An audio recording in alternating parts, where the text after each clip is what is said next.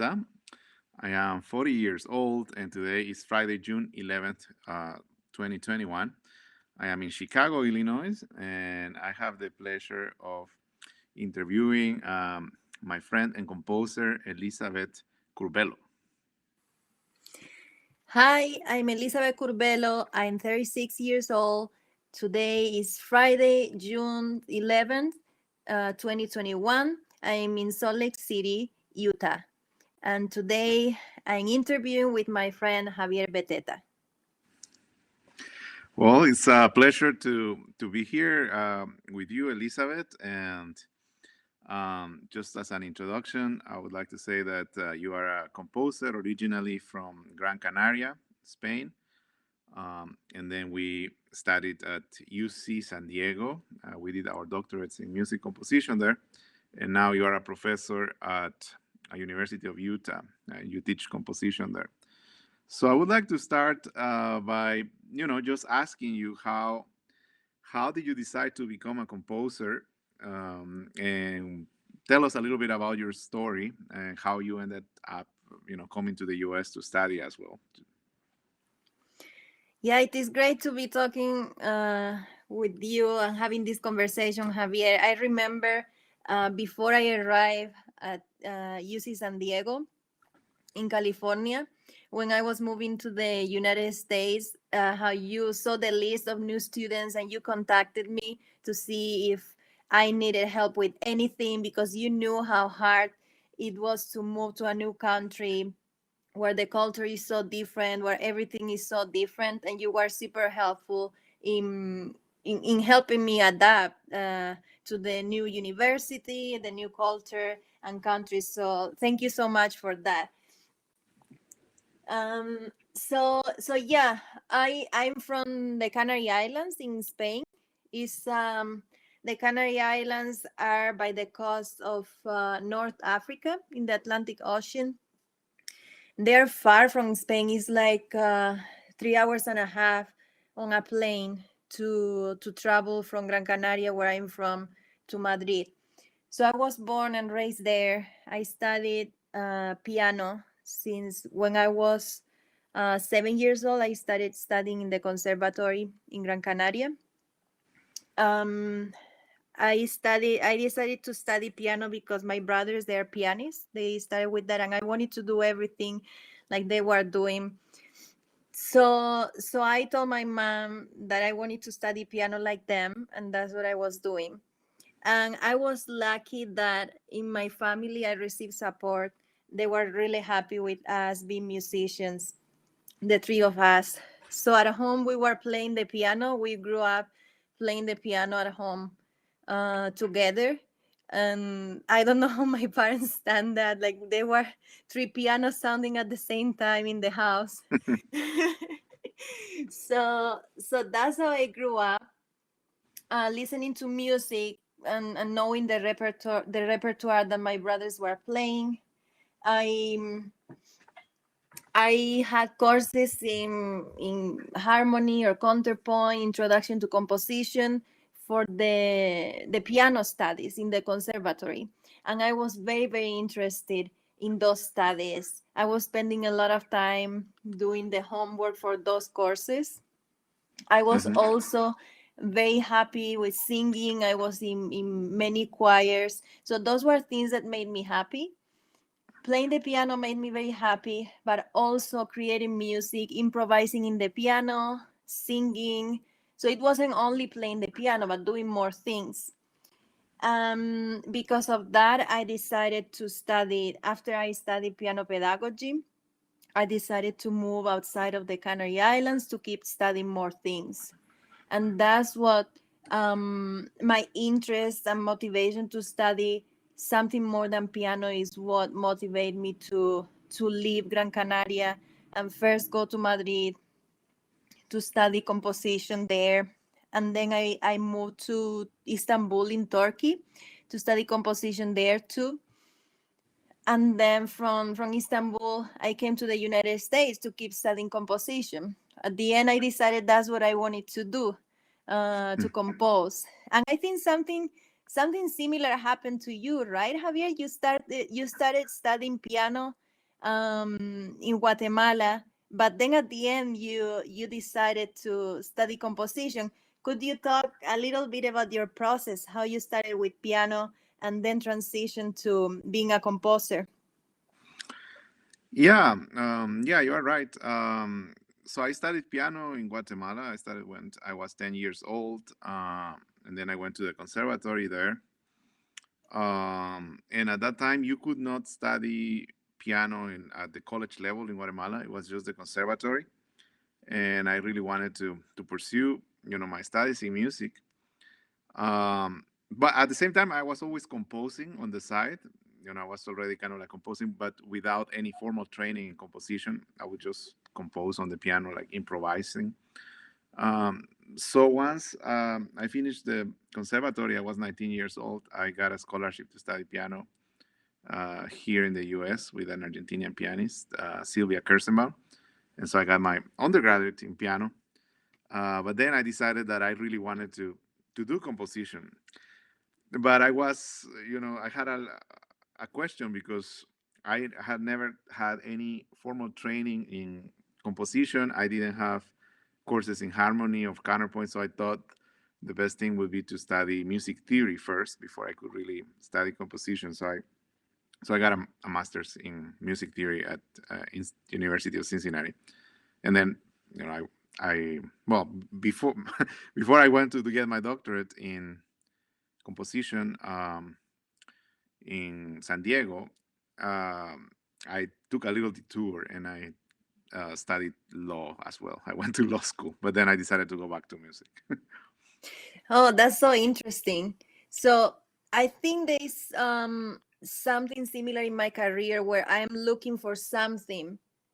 There is something that I really want to do, and that's what moves me to go to different countries and study piano, study voice, to study music pedagogy, and then composition. That's what moved me to do all that. It moved my career path, and I'm curious about why did you study law, and then after you study law, why did you go back to composition?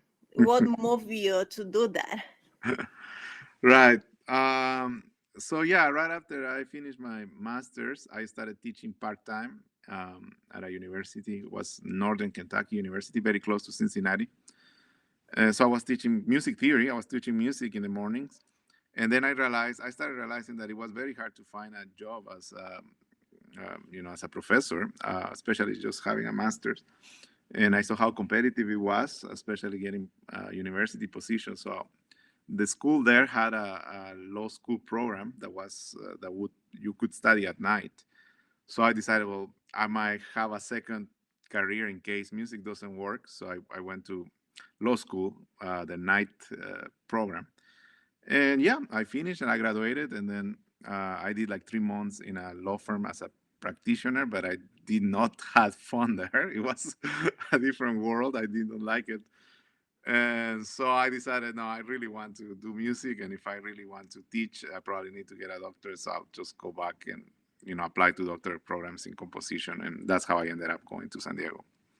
So that was the thing. I think it was the realization that the career path in music is extremely hard. And I thought I might be better off having a second choice if music doesn't work out, then I have something to fall down. Hmm.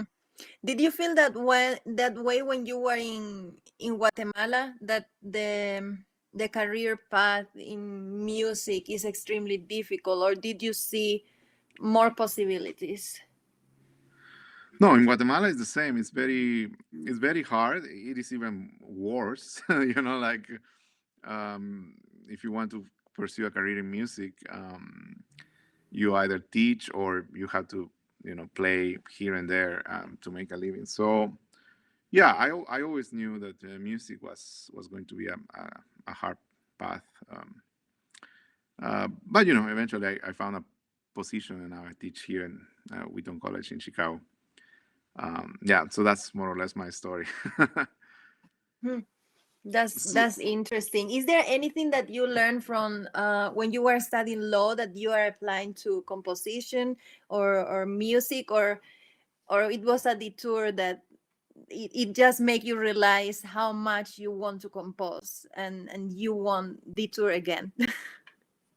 It made me realize how much I really wanted to compose and how my nature was really that of a composer, musician, that I could not do anything else in my life but that. So I think that that was a good realization.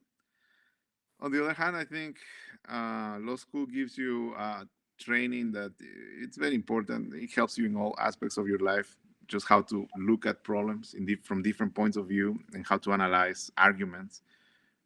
So I think even up to today, maybe that part in my brain still kind of like legal thinking. When I see things and I approach problems. But I'm interested in knowing what challenges yeah you or good things you encounter when you came to the U.S. As let's say an immigrant composer. What were your main challenges or your main good things that you found in your path when you came here? um so I came to the one thing I have done in my career. As I said before, I think about the kind of music I want to create, um and then I find a way to learn something that will help me do that. So that's why I studied different things. um that's why, not only because I enjoy it, but also because it will help me in the music that I will create. So that's why I kept studying voice. That's why I was interested in studying technology, to be able to compose using technology. So what happened is, when I was studying in Madrid, I realized that I wanted to compose and specialize in electroacoustic music, and I didn't know enough. I didn't have a computer. I didn't know enough about technology. I wasn't able to understand um, the basics of how to connect devices, and how to use the software, because I didn't have that experience that kids have nowadays. They are Hmm. born and they have a phone. They have a phone, they have a computer, a tablet, or anything, and they it's just so intuitive. They learn that automatically. So I didn't grow up with any of that. I started having a computer when I got my first laptop when I moved to Madrid, because I decided, well, I need to get a laptop to be able to notate the music, and to be able to do more things. So because of that, I thought the music, I always dreamed of writing music, thinking about the future, something that is innovative, and something that is looking towards the future. So technology was that, it was the future, and I was very interested in learning that. So that is something that I realized when I was in Madrid. Because of that is why I moved to Turkey, because I was doing some research. I saw an academic article talking about electroacoustic music in the world, and other thing that I wanted to do is to move outside Europe, because of being born and raised in the culture. I wanted to learn something different. So, so in Turkey, I thought, oh, this is a very different culture. The music system is also very different. So I'm going to learn a lot. The Hmm. language is also different. I will learn a different language. And then there is this place that is at Istanbul Technical University. MIAM is the name of the school. It's a research institute where they teach master, PhD in music. Um, and the teacher there was in this academic article I read. He is Peter Snapper. He's from California. He's an American who immigrated to Turkey. Turkey, and then he started this institute here. He was the director of the institute. He's a sound engineer and a composer too. So, and he was teacher of so many Turkish musicians, and people were going there to study with him. So then I contacted him and I went there to visit, and I wanted to study with him after I read this. And I learned so much from Peter Snapper, and he was the influence for me to come to the United States to study my PhD after I was studying there in Turkey. So I went there looking for better education in music technology, in electroacoustic music, and I got that. And he helped me in preparing the applications for PhD here in the United States. I So see. so that's why I got here. So he knows a lot about all the universities here in the States. He's American. So so he recommended, he said, well, what is it that you want to do? And I said, I want to do something with movement and voice and electroacoustic music. I want the electroacoustic music to be controlled by movement, because that's something that I started doing in Madrid with a piece that I did for a flamenco dancer. Hmm. With her footwork, I was processing her footwork live with a microphone.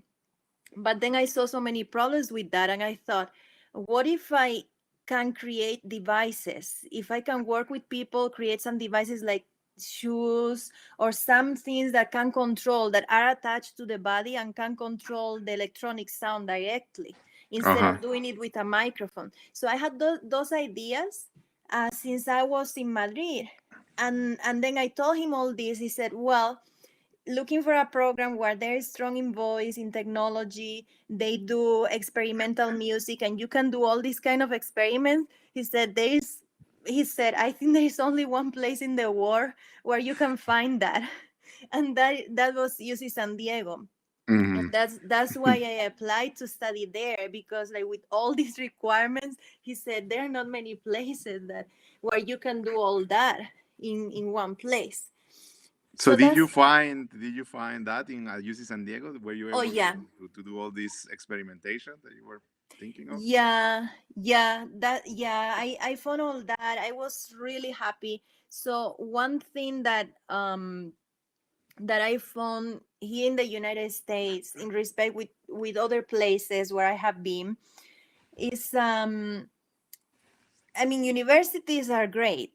And then you have these other disciplines that you can talk to. So you are in the School of Music or the music department in a university, but next to that building, there is another building that maybe is for dance, or maybe is for mechanical engineering, or and then you have all these events where you meet other people. So you are not only musicians. That's what I was used to be only surrounded by musicians or artists, but not scientists or doctors or engineers. I wasn't used to that. So that's something that I think is really important um, in here. And that's something that I have taken advantage of. So once I was in UC San Diego, I decided to go more to interdisciplinary pieces. So that's something that I was interested in doing, but I wasn't able to do that. It's Hmm. very complicated to do it if you don't have that closeness to other disciplines. And that's something that you can do here in the United States very easily. And now universities are giving a lot of funding for that, for projects like this. So that's helpful too. And that's why I like being here, because of that, because it's something that I like doing, and it's something that is valued in this country. Hmm.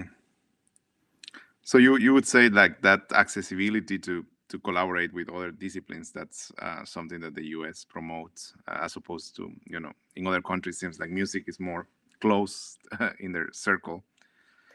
Yeah, is the system is different. The buildings, like when you think about Europe, the music is taught in conservatories, and then they have these buildings, these very historic, old and beautiful buildings that have these amazing theaters for music. So yes, the quality and the high level of the music, like that's great.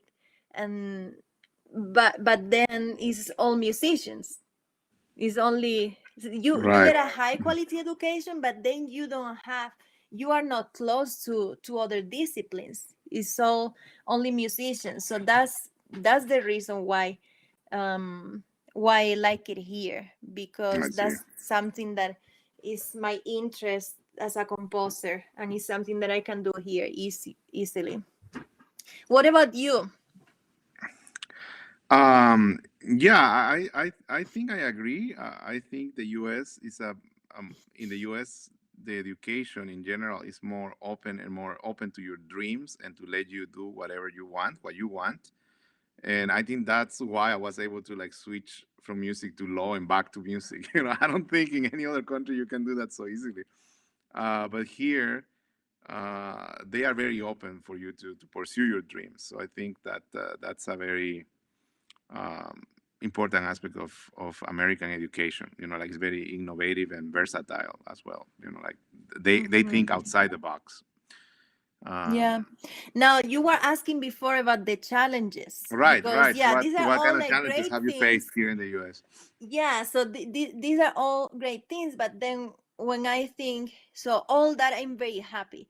But coming here as a student, I mean, I think the main challenges are the visas and the immigrations. It's really hard, and I think everybody knows that it is a country where it's really hard to come and live here as an immigrant. Although everybody is supposed to be an immigrant here, right? But now Right. things are very difficult. And I think they are difficult for everybody. It doesn't matter what kind of job you are doing. It's actually is very complicating and it's frustrating. So in my case, I mean, there, and it's my case and the case of so many other students, but there are so many things that maybe people don't know. So when you come here with a student visa, uh, you come to study. It is all great. You get a scholarship to study, uh, but then most of the people that are in your class, they are not like you. They are not international students, or Hmm. um, so they're Americans. So there are so many things that they can do that you cannot do, and then you Correct. need to learn, and you think, oh, I can do this too, but then you say, oh no, I can't, I actually can't. So for example, a student who is in my class and they can receive a commission as a composer. You compose a piece and you can get paid for that. um so a classmate receives a commission, and then I think, oh, uh, so I guess I can receive a commission too, but no, I can't. I cannot get paid Because because I of visa cannot. restrictions. Exactly. So I cannot work outside the university. I cannot work at all. The universities just do something like an internship. So you can be a teaching assistant at the university, and it is part of your education. It's not really. Um, so you can only receive money through the university. You cannot play. For example, other classmates say, oh, I'm going to play, there is this opportunity to play in a concert somewhere and we will get paid. uh I can't. That's something that I'm not able to do. So those are some things that people need to know. When you have a visa like that, you need to be very careful, because even like renting your room, or renting your room in Airbnb or anything like that, can actually get you deported. Or so you think, Right. well, this is not a job, but so you need to know about all these rules, because the situation is very delicate. Once you make a mistake, it's really bad. And those are things that other people do, and you see that they have these freedoms to do things like this, but you don't have them. You are always limited by the rules of the visa, and they're very, very limited. Right. And so that's with the F1, that is the student visa. Then after that, you can apply for an OPT, that after you graduate you can work, uh, but you can work only, and it does, as you said, it's difficult to find jobs in music. So you can only work in what you study. In my case, is music. and you have to work for the whole year. If you are more than, I think it's like 60 days, there is a period of time that if you don't work, you have to leave the And then you have to country. leave. So then Right. you have that stress too.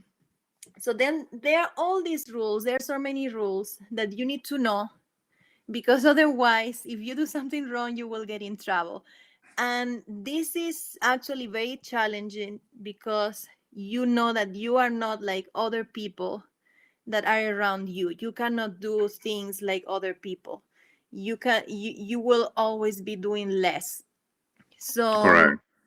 you are paying taxes here, you're doing everything like any other American, but you cannot do, you don't have all the rights like other people. Like there's so Correct. many things that you cannot do. So that is very challenging, and it is very frustrating to have those limitations for a very very long time. And that's something that requires patience and requires hard work, and wait years, and sometimes it's 10 years, sometimes it's 20 years. And but yeah, it is challenging. I think that's one of the biggest challenges of being here as an immigrant. Yeah, I agree with you. I I know myself. You know, all the labyrinth that all these visas, and regulations are. For me, I think, yeah. Besides all this world of different rules, some of the challenges as an immigrant composer that I have faced in the past are mostly the fact that when I came, I lacked a network of connections. Like if you are a composer from the U.S., chances are you grew up here, so you have friends. Either your family or your parents. Maybe some of them were in music, or if not, your neighbors or classmates or whatever. So you have had time to develop networks, and even not even just in music. Like, let's say you finish college and you need a job. You can say, your mom can say, hey, your uncle, in his company, they need someone. How about you go there? But being an immigrant, you don't have that. So you are by yourself. You don't have family or friends or anybody that can really help you. So you have to, besides working very hard in your studies, because you have to succeed in that and be very good. You also have to work in, like, somehow finding these connections and finding creating these relationships. So later on, if you want to pursue a career in composition, you can have friends or people that that can play your music, or people that can really promote your music. That, I think, is one of the biggest challenges for me. Like, you have to work harder, not only to compose and study, but also to create this network of contacts. Yeah, Uh, yeah, that's very true. And that is so important for musicians to have a network. Otherwise, if nobody knows you, nobody is going to hire you. And for a composer, it is so important to have, is what you say, to have a name, right? And that means right. that your name is in people's ears. Like when somebody tells your name, oh, I know him. And the more people that say, oh, I know this person, the more possibilities you have to get a commission or to get a job. And yes, it is so hard if you are not around, or if you don't have that network of connection. I don't know how that is for you in Guatemala now, because I feel in Spain, because I'm not there, it is also hard there. So it's hard Hmm. here because I don't have the network, and I have the network in Spain because I was born and raised there. But because I'm not there anymore, You people start losing forget. those connections. Yeah, Yeah, so I it's start true. losing the connections. Is it happening to you in Guatemala too, or the places where? Yeah, it happens. I mean, I know, like, a lot of people no longer know who I am as a composer. Of course, people from my generation still remember me. But in a way, I guess to reactivate those connections is a little easier, because I went to the conservatory there, and most of the people that are now, like, conducting the orchestra or musicians in orchestras in Guatemala were my classmates. So I can somehow reactivate those connections. But it is true. It is a kind of like limbo where you do not have a lot of connections here, but you start losing your connections in your home country. I would like to ask you really quick, how would you define your work, or give us some examples of what your interest in your compositions have been lately? So my interests are in using technology, in using wearable controllers to control electronic sounds. I'm interested in movement. So for me, music is not only sound, it's also what you can see. So that's why the interdisciplinarity is very important for me. Not only the use of technology, but also because the movement is important, the work with dancers. So for me, a dancer could be also a musician, can make music with their body. They can have controllers attached to their bodies and make music with that. And now, recently, I am thinking about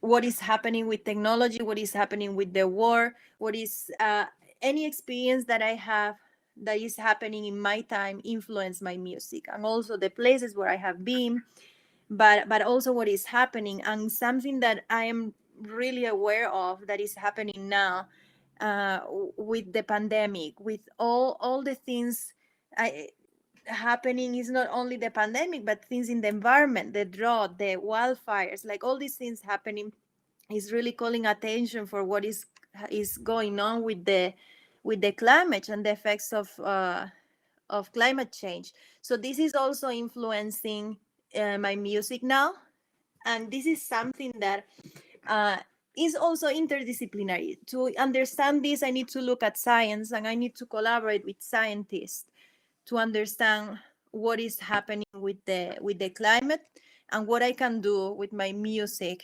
in this sense. So this is where my research is going and what is influencing my music.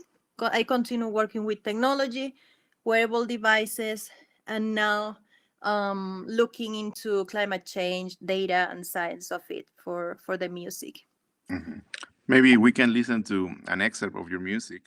Uh, Yeah, I can play an excerpt of my latest piece that I did for oboe, spoken voice, and electronics. um it is about the carbon.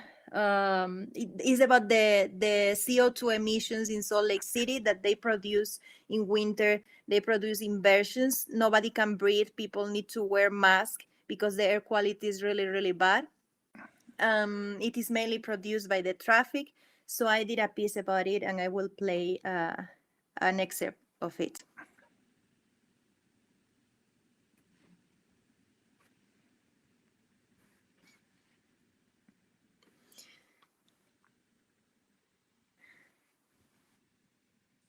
okay, I think we can. I guess I can play like maybe 1 minute of it. Something I will add it to the audio later. Mhm. So it will be 1 minute less for. Okay. Um, So I'm going to ask you now. So now, Javier, I'm interested in knowing where your music is going and what you are composing, and what is your interest in terms of sounds, and what is your research as a composer right now. yeah, I think I'm going in the opposite direction as you. You are going into the future and technology and current issues. I am always interested in going back to my roots and to the past in a way. So I'm interested in writing music about Guatemalan legends, some legends that come maybe from the Mayan culture, based in like the Popol Vuh, which is like a Mayan book, and also legends from the city. We have legends like La Llorona or El Sombreron or El Cadejo, which are like these sort of mythical or magical figures or spirits that appear to people at night and my grandma used to tell me these stories when I was a kid, and I am fascinated by it, and so I'm trying to write music about it these days. Um, and some of my music, at least when I was in UCSD, was also centered, yeah, with the idea of mystery, connecting with some sacred aspects of music. I wrote a piece called "The Abandoned Cathedral," based on some pictures of a cathedral in Mexico that was abandoned and was in the middle of water. I have been also interested in writing music based on some paintings, especially 17th century paintings by a Guatemalan composer. Sorry, but Guatemalan painter. That in these paintings were stolen in 2014 from a church. So I wrote the music to create. I wrote a piano concerto based on these paintings to create awareness of the looting of colonial art in Guatemala as well. So I think most of my music kind of like searches for this sort of magical past, that comes I from my yeah, country. I want to say one thing. So when you talk about that, I think that it's not that you are looking at the past. I think you're creating something for the future too, but it's about a past that was broken by colonization. So it's like Correct. you are bringing that past that didn't have a future I because think so. it was stolen, but you are giving a future to it, and I think that's great. It's another way to look towards the future, but it's I think it's great. So yeah, Yeah, I think I you are think your right. music is amazing. I really like it. If can we hear some excerpts of any of your pieces? Yeah, I'll play a little bit of one of my pieces here.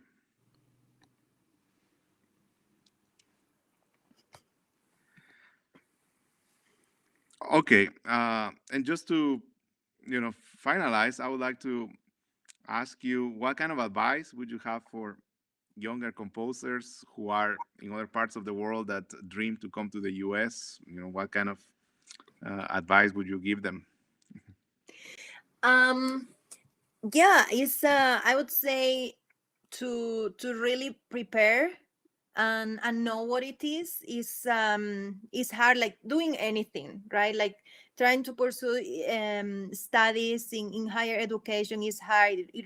Requires a hard effort, but doing that in another country, it makes it even more challenging. You at at the end, it is all about time. We don't have a lot of time per day, and there is just so much we can do. um and yeah, it might take longer, but there's things that are really important. I think from the moment where a student comes here, they need to think about something we talked about before, is network is really important. So they need to dedicate 1 hour per week or certain time per week to do that.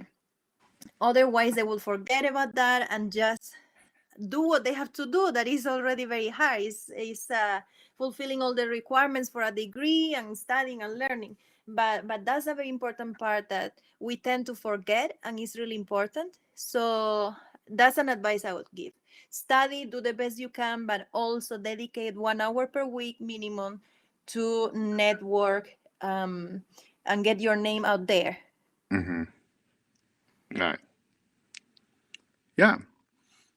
Okay. Well, thank you, Elizabeth, for this wonderful time. It has been a pleasure to be in conversation with you, and we got a chance to talk a little bit about our careers and our interest in music. Um, and yeah, so I look forward to meeting you sometime again, and keep our conversation and see what new projects we can bring together. Yeah, that will be great. Thank you so much for inviting me to have this conversation. It was great to talk to you. Thanks. Thank you.